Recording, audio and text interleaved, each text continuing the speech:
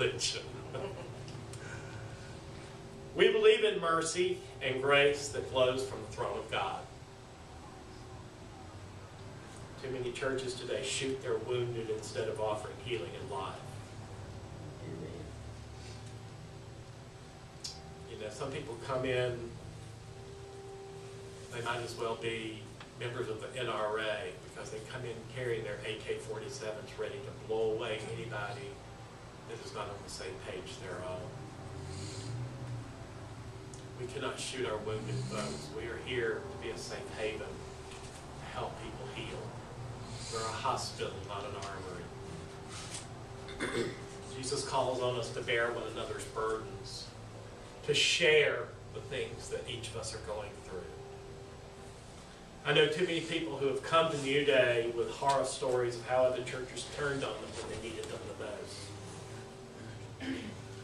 I've seen friends and families torn apart over what they call Christianity.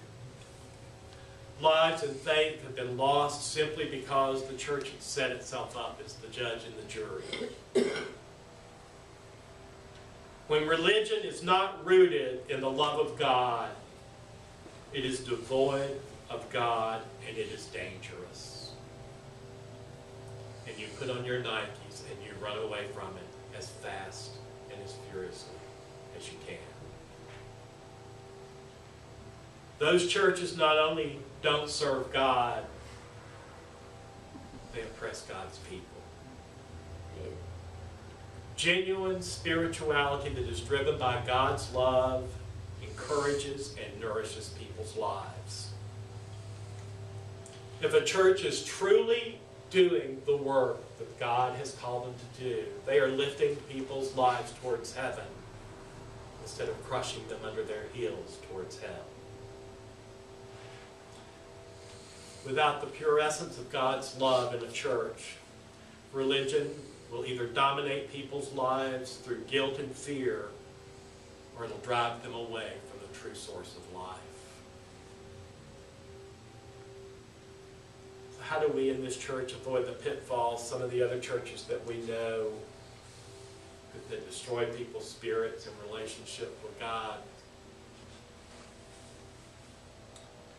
We clearly stated our mission statement that we exist to provide a diverse, open, and affirming Christian community.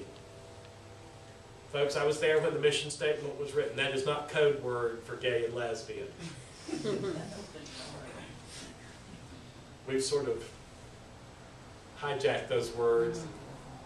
It's kind of like the secret knock or the secret handshake to get in the door. They're open and affirming. We're open and affirming, yes, but that means our purpose is to be a place of worship for all people in various stages of Christian maturity, or a safe haven for those who are searching for meaning in their lives.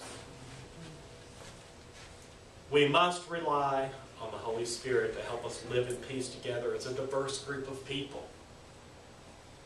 We must be careful not to make Christianity a burden by piling on things that God never said.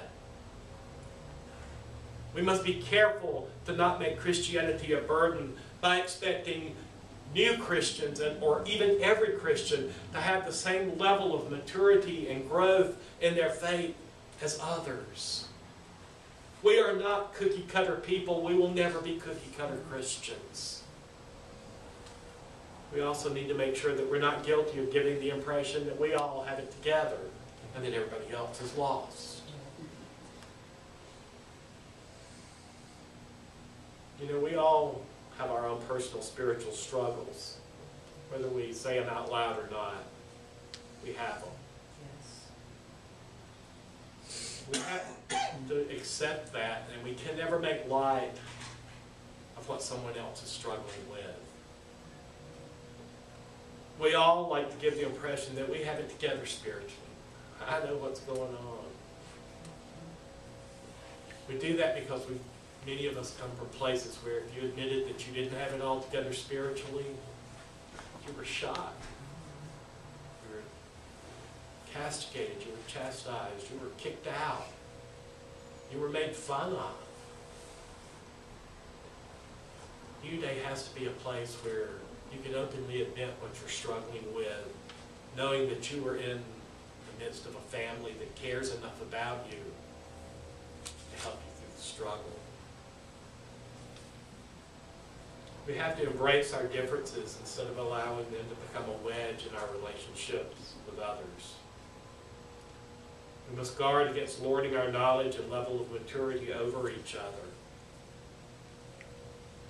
Mercy, grace, and forgiveness have to flow easily among us as a benchmark of our discipleship.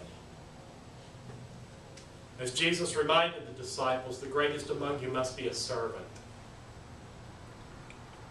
Those who exalt themselves, they'll be humbled, and those who humble themselves will be exalted. If service to one another in our community is not evident in our lives here, then we run the risk of being no different than all those churches who chase folks away. I'd love to think that I meet all the requirements that Jesus places on me as a member of his church. But I know that there are a lot of times that I fall short. I am not the person that Jesus wants me to be. And I need his discipline. And I need his forgiveness. What about you? My goal this morning isn't to chastise or make anyone feel bad, but it's simply to bring some thoughts to light so that New Day truly is the church that Christ wants us to be.